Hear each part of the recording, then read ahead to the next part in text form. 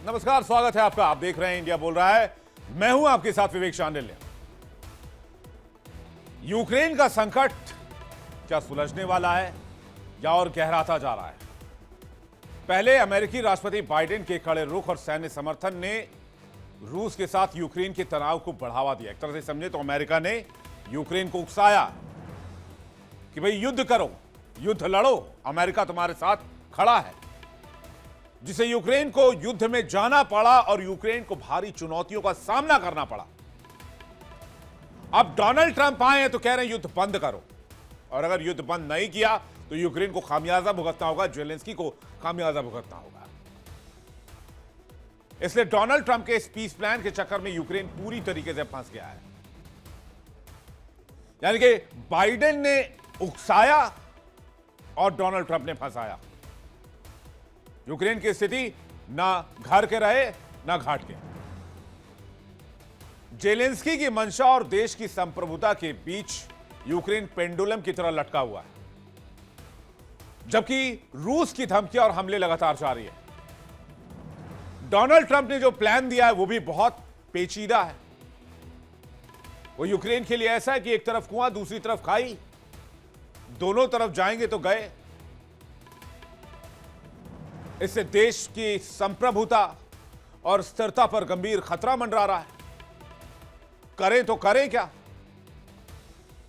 खबर यह आ रही है, बड़ी खबर यह है, मैं इसके बारे में और जानकारी आपको दूंगा। ब्रेकिंग न्यूज जो यूएस ऑफिशियल्स और यूएस मीडिया के हवाले से है कि ट्रंप के पीस प्लान पर सहमति बन गई है कुछ मुद्दों को छोड़कर।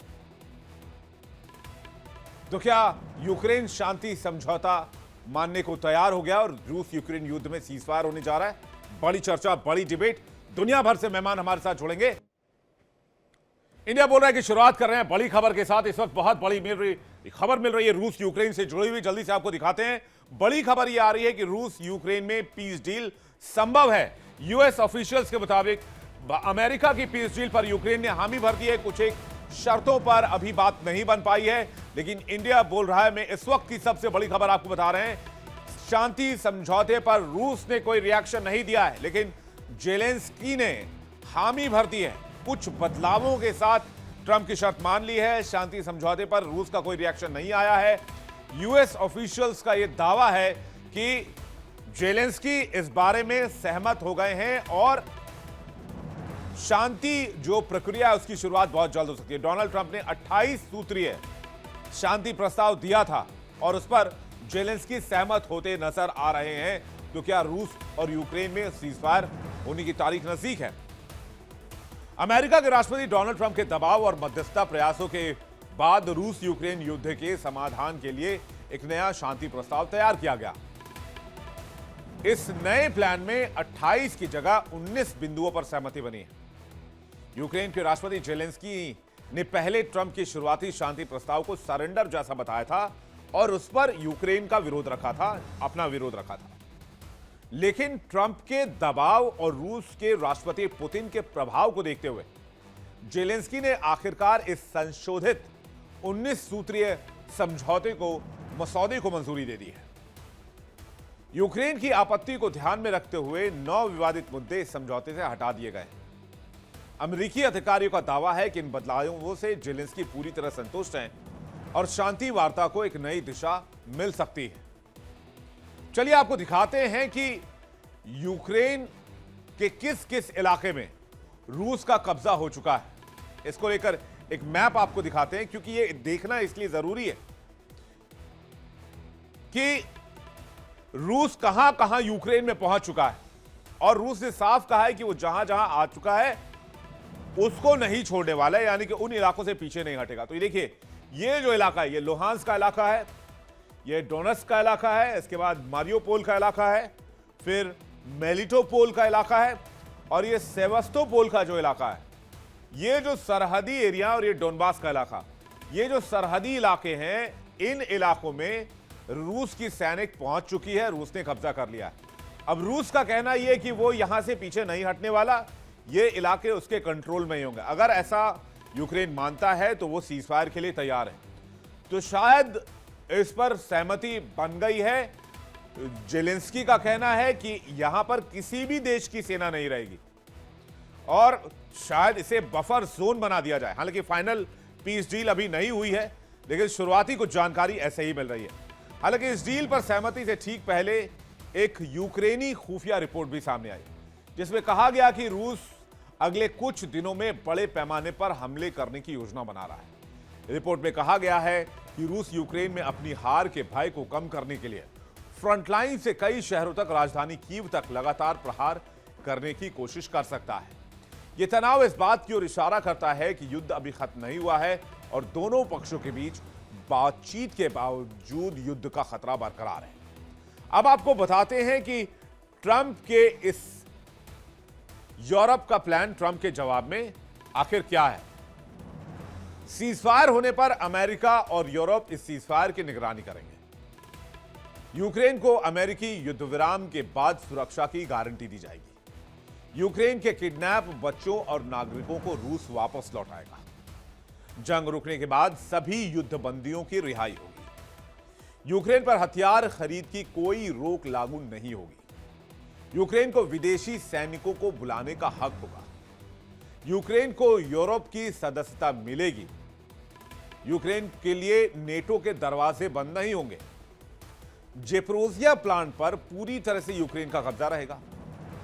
पूरी तरह सीजफायर के बाद ही शांति समझौते पर बात हो। नुकसान का भुगतान रूस अपनी फ्रीज संपत्ति से करेगा। रूस को नहीं दी जाएगी यूक्रेन के हिस्से की जमीन।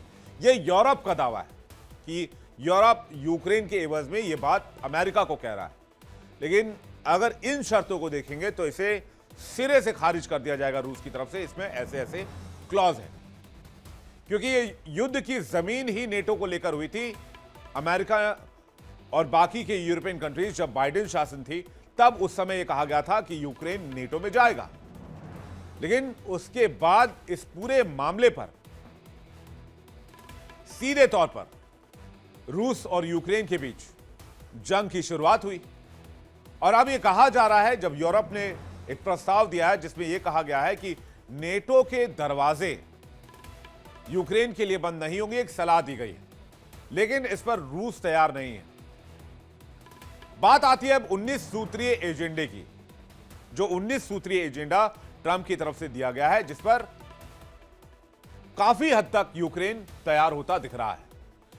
लेकिन अभी तक, जैसा कि मैंने आपको ब्रेकिंग न्यूज में बताया, रूस की तरफ से कोई जवाब नहीं आया है। तो क्या रूस डोनाल्ड ट्रंप के इस 19 सूत्रीय मसौदे पर तैयार हो जाएगा? बातचीत करने के लिए मेहमानों का एक बड़ा पैनल इस वक्त हमारे साथ जुड़ रहा है। मेजर जनरल अनुज माथुर इस वक्त हमारे साथ जुड़ रहे हैं। रक्षा विशेषज्ञ हमारे साथ पूर्णिमा नाथ, रिपब्लिकन नेता, जुड़ रही हैं। अमेरिका से सीधे इस वक्त हमारे साथ लाइव जुड़ रही हैं। हमारे साथ प्रोफेसर स्वर्ण सिंह जुड़ रहे हैं, स्कूल ऑफ इंटरनेशनल स्टडीज के प्रोफेसर हैं, जेएनयू से। आपका भी बहुत स्वागत है सर, और पूर्णिमा जी आपका भी स्वागत है, माथुर सर आपका भी स्वागत है। और हमारे साथ इस वक्त अभिषेक खरे जी जुड़ रहे हैं, जो विदेश मामलों के जानकार है। अभिषेक जी आपका भी बहुत बहुत स्वागत है। और डॉक्टर धीरज कौल हमारे साथ जुड़ेंगे, जो कि भू राजनीतिक विशेषज्ञ हैं, अमेरिका से। थोड़ी देर में वो भी हमारे साथ लाइव होंगे। सबसे पहला सवाल मैं पूर्णिमा जी आपसे करना चाहूंगा, क्या डोनाल्ड ट्रंप के इस प्लान पर सहमति बनती नजर आ रही है? अमेरिका में क्या चर्चा चल रही है? यूएस मीडिया के हवाले से क्या खबर है? क्योंकि वहां यूएस मीडिया के हवाले से यह दावा किया गया कि यूएस ऑफिशियल्स ने कहा है जेलेंस्की मान गए। Thank you so much for having me, I appreciate it. First of all आपको ये मैं बताऊं कि प्रेसिडेंट ट्रंप और इनके जो हैंडलर्स है, ये लोग अभी हाथ वॉश करने की कोशिश कर रहे हैं, हैंड वॉश करने की कोशिश कर रही है यूक्रेन वॉर में। आपको पता है ये जो वॉर चल रहा था इतने सालों से, it was a bipartisan support, meaning it was both the Democrat as well as the Republican party supported Ukraine in this particular war. आपको पता है $300 बिलियन का एसेट्स भी उन्होंने फ्रीज किया है यूनाइटेड स्टेट्स, और उससे जो इंटरेस्ट आती है उसको यूक्रेन को सपोर्ट करती है इस वॉर में। उसको हथियार भेजना, उनको सपोर्ट करना, उनको मॉरल सपोर्ट देना, उनको स्पिरिचुअल सपोर्ट देना, सब कुछ चल रहा था। अब जो सिचुएशन यहाँ पे आ चुकी है, रशिया, वो basically it's been absolutely clear कि रशिया को वो लोग हटा नहीं पाए, नो मैटर कितने सैंक्शंस यूनाइटेड स्टेट्स डाला है उनके ऊपर, कितने दबाव डाला है, कितना धमकियां दिया हुआ है, उनको लिटरली आइसोलेट किया गया है वर्ल्ड के लैंडस्केप में। लेकिन रशिया इसमें हारे नहीं है। उनके ऊपर से यूक्रेन की जो टेरिटरी हो उनको भी कब्जा कर दिया। छेड़ा तो जंग यूक्रेन ने, यूक्रेन का भी टेरिटरी भी रशिया के हाथ में चला गया। तो मैं पहले दिन से ये मामले में ये कह रही हूँ कि Ukraine is on the wrong side of the history, America is on the wrong side of the history by supporting Ukraine on this matter. And हमारी जीत नहीं हुई है, यूक्रेन तो तबाह हो चुकी है। अब अमेरिका की फर्स्ट फाइनल गोल ये है कि इस वार से हैंड वॉश करे। और प्रेसिडेंट ट्रम्प की तो ट्रैक रिकॉर्ड यही रह गया ट्रम्प 2.0 में, कि आप 8 वार बंद कर रहे हो, बार बार जाके बोल रहे हो इंडिया पाकिस्तान XYZ आपने बंद किया।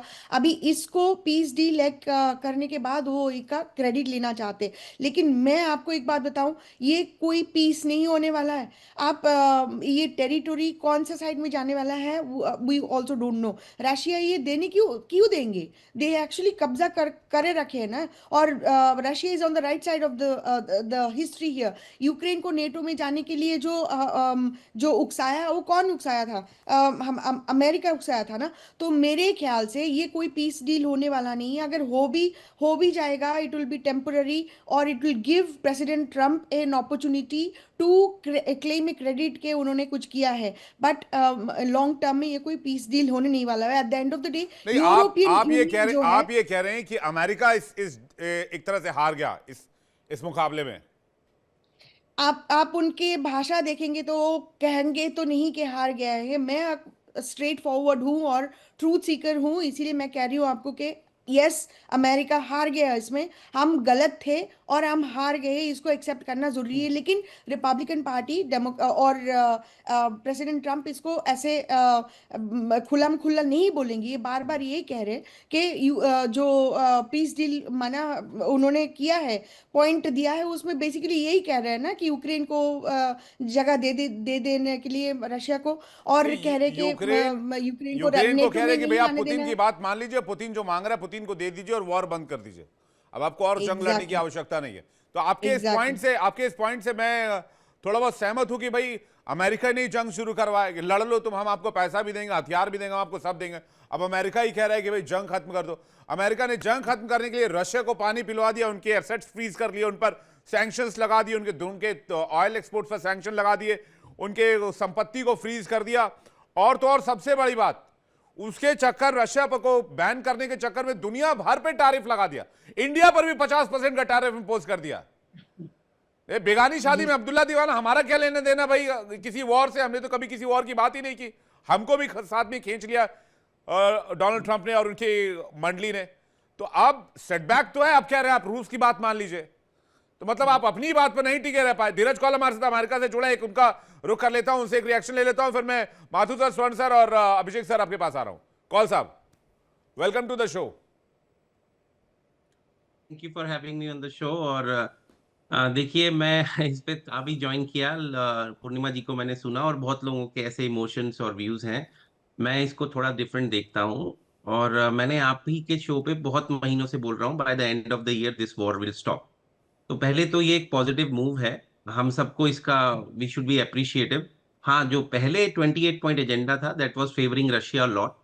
अभी रिसेंटली जो लेटेस्ट खबर आ रही है वो दुबई में रशियन डेलीगेशन और अमेरिकन डेलीगेशन की मीटिंग हो रही है। अभी तक बहुत ही पॉजिटिव चीजें हैं। रशिया से काफी लेवरेज टेरिटरी का जो देने की पहले बात हो रही थी, अब वो वापस ले लिया गया है। यूक्रेन को, जो मैंने आपको बहुत महीनों से बोल रहा हूँ, हिस्ट्री विल जज जेलेंस्की। जिस काम के लिए लड़ाई की थी, देखिए, आपको कोई मर्जी उकसा दे, जो मर्जी आप पे प्रेशर डाल ले। जैसे मोदी जी पे कितना प्रेशर डाला डेयरी खोलने के लिए, क्या उन्होंने खोली? नहीं। He watched for the farmers, which is the right thing to do. तो यूक्रेन का इलेक्टेड प्रेसिडेंट, जो पहले कॉमेडियन थे, अब वो आ गए हैं। तो this is a serious business, this is not comedy, international geopolitics. और आप कहाँ बैठे हुए हैं? आप रशिया और rest of the European union के बीच में बैठे हैं। आप बहुत इंपॉर्टेंट कंट्री को लीड करते हैं। You have to be very sensitive. ये मतलब कितने लोगों की, मैं वहां पे बहुत बारी जा चुका हूँ, मेरे बहुत मित्र वहां रहते हैं, रशिया यूक्रेन दोनों एरिया में। कितनी डेथ और डिस्ट्रक्शन हुई है। मैंने आप ही के शो पे $350 बिलियन का कोट दिया था अभी जो ऑफिशियल नंबर आया है, इसमें 55% एंटिसिपेटेड ग्रोथ है, वो $260 बिलियन रिकंस्ट्रक्शन कॉस्ट, जिसको शायद कुछ हद तक यूरोपियन यूनियन और अमेरिका के टैक्स पेयर, हम जैसे लोग, मिस पूर्णिमा नाथ जैसे लोग अपने टैक्सेस से देंगे। हमें यहाँ पे ऑलरेडी कितने मसले हैं, अब उनके रेयर अर्थ हमें मिलेंगे नहीं, वो दूर की कौड़ी है। लेकिन having said that, I think it's a very welcoming thing, ये वॉर रुकनी चाहिए। हर हफ्ते हजारों लोग मर रहे हैं दोनों साइड से। अभी कल ही बहुत ही खतरनाक बम्बार्डमेंट हुआ था। और ये मत भूलिए, मैं बार बार घूम फिर के उसी बात पे आता हूं, इस टाइम वर्ल्ड को ग्रोथ 2.0 में जाना है, जिसमें एआई, क्वांटम और स्पेस एक्सप्लोरेशन के काम होने चाहिए, ना कि आपस में एक दूसरे के ऊपर मिसाइल और बम गिरने के। This is very anti humanism. देखिए, और एक बार मैं, मतलब आप लोग सब यहाँ बैठे हैं, मेरे को 20 साल लगे एक फिजिशियन बनने में प्रॉपरली, एक्सपीरियंस के साथ। एक जान हम आज भी नहीं बचा पाते ठीक तरीके से। एक बम हजारों लोगों की जान ले लेता है, एक आदमी मरता है, उसकी पूरी family rest of the life suffer करती है। तो वॉर से आज तक किसी का कोई भला हुआ नहीं। ठीक बात पीस है से सर, ही तो at the end of the America day. की भी तो उतनी ही जिम्मेदारी है ना सर, सिर्फ यूक्रेन की देखिए, जिम्मेदारी थोड़ी है। नहीं, मैं आपको फिर बताता हूं। At the end of the day, आप पब्लिकली इलेक्टेड लीडर हैं, आपको जो मर्जी प्रोवोक करे, अगर आप करप्ट नहीं हैं, अपने देश के लिए स्टैंड कर सकते हैं, तो नेटो की मेंबरशिप किस मूर्खता के अकॉर्डिंग आपने मांग ली? और अभी तो वो ऑन द टेबल भी नहीं है। आप ही के शो पे पिछले 6 महीने से मैं इस बारे में बात कर रहा हूं कि दिसंबर तक ये वॉर रुकेगी, और बहुत अच्छा मूवमेंट है कि रुके। अभी भी इसके अंदर, by the way, European union के कई देश हैं जो टर्म्स को रीनिगोशिएट करना चाहते हैं। फाइनेंशियल टर्म्स में बात करूं तो ये हालांकि शो जी, छोटा है, हाँ समय कम है, इसलिए मैं उस पर ज्यादा बात नहीं कर पाऊंगा। जी, लेकिन having said that, it's a very welcoming move. और तीसरी बात, जितने भी लोग ट्रंप का मजाक बना रहे थे, पीस डील, ये सब कहानियां, नोबेल पीस प्राइज, क्या उनको अभी नोबेल पीस प्राइज मिल रहा है? वो फिर भी वॉर को रुकवा रहे हैं। तो मैं नहीं तो क्या ट्रंप अगले सपोर्टर साल नहीं हूं। नॉमिनेशन में नहीं जाएंगे? और ये वॉर शुरू ही कोई बात नहीं। अमेरिका ने करवाया, तो अमेरिका ने आप वॉर विवेक रुकवा जी, के कौन सा नया इधर काम कर बैठिए। दिया? आप भाई इधर ये बैठे हैं, इंस्टिगेट अगर करवाने वाला ही यूएस है, तो रुकवा के कौन सा सर, महान मैं काम तो हो कहता जाएगा? हूं, सर मैं तो कहता हूं, अगर उनके इंटरवेंशन से 10-20 लोगों की भी जान मिल जाए, तो दस वो आप हजार नोबेल पॉजिटिव प्राइज दे साइड देख रहे दीजिए। हैं, ठीक बात है, मैं आपकी बात से सहमत हूं कि आप नोबल, पॉजिटिव साइड देख रहे देखिए, हैं, this is noble good, which is noble good. Peace prize Nobel peace prize is not a big deal for Trump right now, जहां वो बैठे हैं। हम लोग इसको गोल गोल घुमा के बात जी करते हैं। नहीं नहीं, आई उनको डोंट थिंक क्रिटिसिज्म सो आप कि जितना हर मर्जी। आदमी जा रहा है और नोबेल पीस प्राइज के लिए नॉमिनेट कर रहा है। इवन इसराइल के पीएम जा रहे हैं, वो कह रहे हैं हमने अपनी तरफ से सर, आपको नोबेल पीस प्राइज दे दिया, हमने अपना आप मेरे सर्वोच्च को सम्मान बताइए, आपको दे दिया। तो आप ये समझने वाली बात है, ये कोई कोई ड्रामा थोड़ी चल रहा है कौल साहब।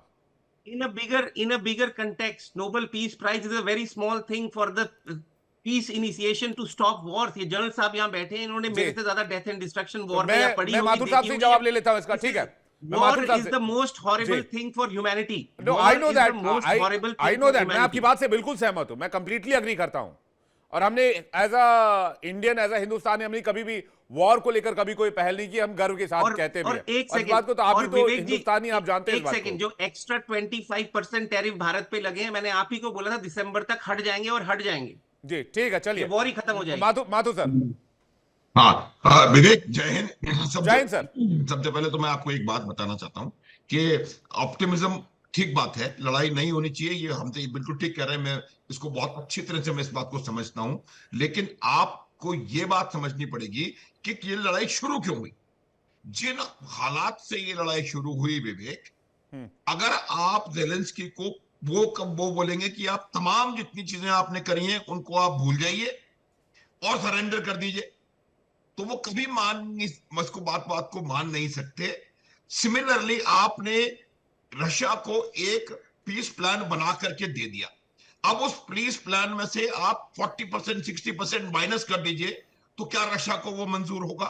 ये बात देखने की है विवेक। मैं पूर्णिमा जी के साथ थोड़ा सा सहमत हूं, उसकी वजह यही है कि अगर एट बेस्ट जो मैं देख रहा हूं, वो एक short unstable cease fire is the best that I can see. उसकी वजह बिल्कुल साफ है कि आज भी जेलेंस्की यूरोप के प्रभाव से और पुतिन अपने आप से अपने अपने एक्सट्रीम डिजायर्ड एंड स्टेट्स जो होती हैं वॉर की, उसके ऊपर कायम है।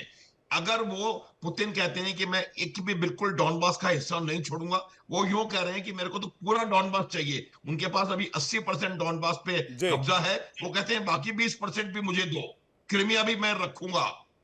उसके अलावा कि वो खार्किव में और ओडेसा में भी कुछ जगह अपना कंट्रोल बना करके रखूंगा, अपनी शोल्डर को सिग्नल करके रखूंगा। और सिमिलरली तो ये मेरा ये मानना है कि जब दोनों साइड्स का अपना जो टोन डाउन नहीं होगा, तब तक दोनों साइड अपना अपने डिजायर्ड एंड स्टेट में मेल्ट डाउन नहीं लाएंगे, इसका कोई परिणाम निकल नहीं सकता। और एक बात और मैं विवेक बताना चाहता हूं कि अगर युद्ध यूक्रेन और रूस के बीच में है, कोई भी ऐसी बातचीत जिसमें वो दोनों शामिल ना हो, विवेक, दोनों शामिल ना हो, वो बातचीत मुझे लगता है कहीं किसी एंड रिजल्ट पे पहुंचने की गुंजाइश उसकी कम होती है।